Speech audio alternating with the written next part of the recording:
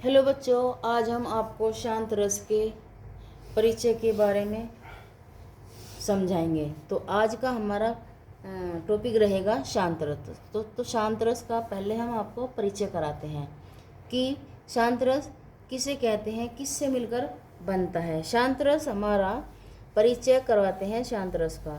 तो शांत रस के अंतर्गत निर्वेद नामक स्थायी भाव विभाव आदि से संयुक्त होकर शांत रस की उत्पत्ति करता है। निर्वेद नामक स्थायी भाव विभाव आदि से, समझो, निर्वेद नामक स्थायी भाव यानी कि शांत रस का स्थायी भाव जो होता है वह निर्वेद होता है। तो स्थायी भाव व विभाव आदि से शांत रस स्थायी भाव विभाव आदि से संयुक्त होकर शांत रस की उत्पत्ति करता है। ठीक है। इसको हम शांत रस कहते हैं।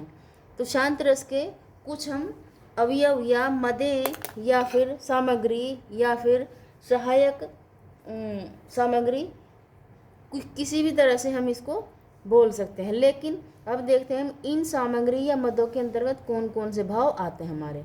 पहले नंबर पर हो जाएगा हमारा स्थायी भाव, दूसरे नंबर पर हो जाएगा हमारा आलम्बन, तीसरे नंबर पर हो जाएगा हमारा आश्रय, चौथे नंबर पर हो जाएगा हमारा उद्दीपन, पांचवें नंबर पर हो जाएगा हमारा संचारी भाव। अब देखते हैं कि स्थायी भाव शांत रस का क्या होता है।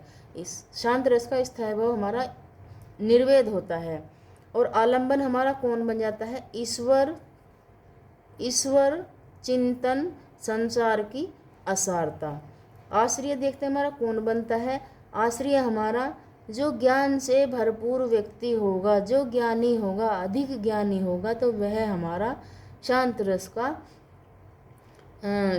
का हमारा आश्रय बन जाएगा। जैसे एक चुप 100 को हराता है, तो जो सुनाता है वह बोलता है और जो सुनता है वह ज्ञानी होता है, क्योंकि वह ये सोचता है कि इसको बोलने दे, जब मैं चुप रहूँगा ये अपने आप चुप हो जाएगा, तो वहाँ हमारा शांत रस हो जाएगा।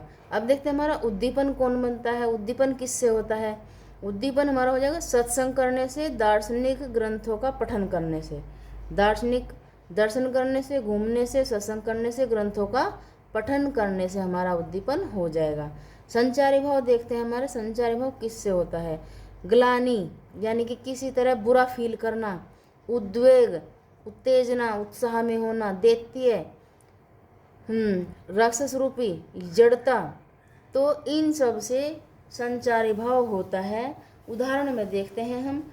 पहला उदाहरण हमारा ये है, मन रे तन कागज का पुतला। हमारा जो मन है कागज का पुतला है। आगे देखते हैं, लागे बूंद बिनसी जाए, छीन में गर्भ करे क्यों इतना। यानी कि जब बूंद लग जाए तो छीन सी जाए, जैसे हमसे किसी ने हमारा सामान कुछ छीन लिया हो, तो इस पर इतना गर्व क्यों किया जाए। अगला उदाहरण देखते हैं हम, तपस्वी क्यों इतने हो क्लांत। क्लांत माने शांत, शांत। वेदना का यह कैसा वेग, वेग माने चिंता। आहा तुम कितने अधिक हताश, बताओ यह कैसा है उद्वेग, उद्वेग।